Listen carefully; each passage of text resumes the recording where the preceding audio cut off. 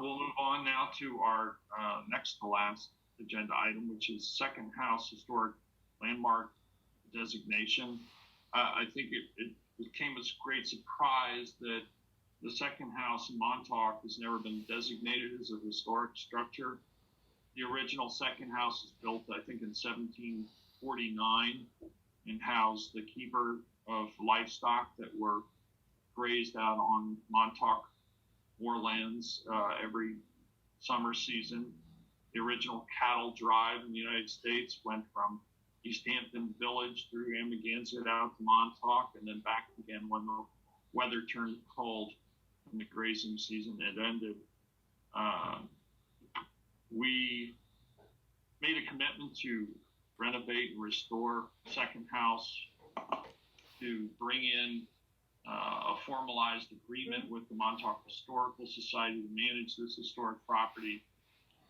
Councilman Lease has been very helpful in taking over that restoration as I moved to supervisor, and we're now completing the second phase of it. But I think everyone kind of had thought that it was already designated. Councilman Lease brought it to our attention. It hasn't yet been, certainly is eligible, and our discussion today will be about that exact topic and the whether or not the board is supportive of having that structure designated, which I certainly hope they will be. So David, I'll kick it over to you. Yes, thank you very much, Peter. I think what Peter just stated, it did come to a great surprise in going through our article of our code that stated that the second house, which is one of the oldest houses in East Hampton, was never designated as an historical structure in the town. And with potentially doing so, will protect it for future use and then also potentially bringing greater chances for institutional grant funding. In doing so, there's a process in the code to do so. Most recently, we did so for the art barge and another associated structure, the D'Amico, excuse me if I'm saying it correctly, artist house. I do have just a quick little PowerPoint I just quickly put together here. I'm just going to share it on my screen and we just quickly go through it. Also, I do have Jessica James here from the Montauk Historical Society. I'll lead into her in just a little bit. And I want to thank for this from Bob Hefner to Mia Sertic, who's Executive Director of the Montauk Historical Society, Mr. Becker, Bill Becker, and Jessica for information, and Joanne Paul for their assistance in this presentation.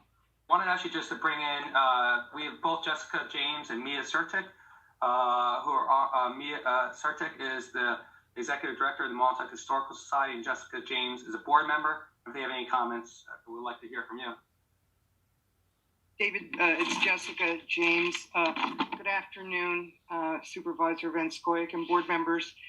Thank you for that great presentation, David. I really appreciate it. I just want to make a few brief comments representing the Montauk Historical Society today as the chair of its second house committee. And I want to take this opportunity to thank the town for its extraordinary commitment to restoring second house.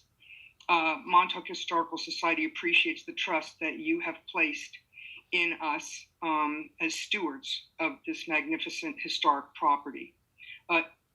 As you all know, as David just presented, this property has been a hub of Montauk rural life since the 1700s. And it is still today.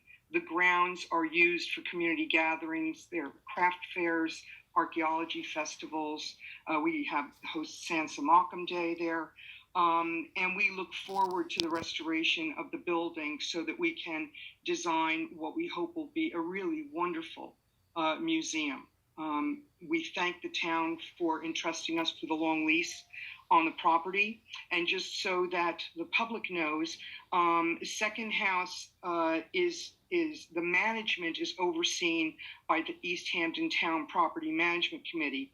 And on that committee sit David Lease and Supervisor Van Scoyoc. And I really just want to give a shout out to David, who's been such a terrific partner in this really monumental project. He's been responsive and creative, and he's really pushed this effort forward. Robert Hefner, thank you, town, for engaging him, because he took what was just a feeling from Montauk Historical Society and our Montauk community that we really wanted this property to be restored to its former glory. And he took that notion and he came up with an actionable plan, which is so detailed. And as David said, great to read. I encourage everybody to go onto the MHS website and pull it up for yourselves. But I also wanted to mention Ronald Webb Construction Company, who won the bid to finish phase 2, which is now being done now. Their craftsmanship is extraordinary, and we're going to be left with a building that is going to be the jewel in the crown of Montauk. So Montauk Historical Society, as you probably all know, owns the Montauk Lighthouse. We manage Second House, so we have these really wonderful, wonderful properties at either end of Montauk.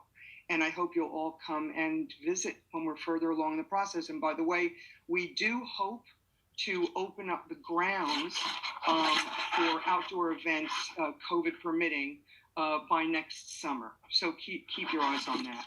Thank you very much again, Councilman Lees and Town Board. Thank you, Jessica.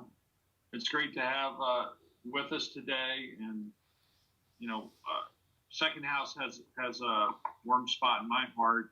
I was on the board when Larry Cantwell and I realized that there was no formal agreement with the Montauk Historical Society. Things, back in the day, were just done with a handshake, and that was it. And there was no license agreement. And there was confusion about who was responsible for what and who actually owned the building and whatnot. So we worked through that with the Historical Society, and I'm really grateful that there's such a great organization in Montauk who could partner with us and take over the management of this incredible structure. It's also holds a warm place in my heart because members of my family grazed livestock on Montauk moorlands in the 1700s and most likely utilized that structure at some point. And in working on the restoration of the project, I realized that the only creatures who had a greater number of generations were probably the raccoons, which had been there for I don't know how many years, living down in the cellar and up in the walls and whatnot. So while they don't continue to habitate that building, certainly their descendants and our descendants will both be able to visit from time to time. So again, thanks for all involved, and certainly I think this structure is worthy of a landmark designation. So I asked the board if you'd like me to, I can download the historical structure report, send it over you for just review or for reading. Please let me know if you have any concerns or considerations of this. If you want to move forward with this historical designation, we would have to put it up to a public hearing, of course, and then go through the transcripts. I would be supportive of it also. I was quite surprised, as Peter mentioned, when him and I were talking, that it wasn't designated. But I do think it would be a great thing for the town of East Hampton, Montauk in general, and specifically just for the structure and all of the history that goes along with those, the barn and that. But I'm open for any comments. Any comments, questions?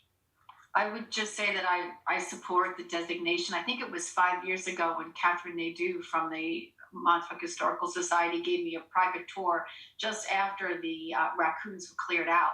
And all I can say is we've come a long way, baby. I mean, it just looks tremendous. And, I look forward to the public hearing.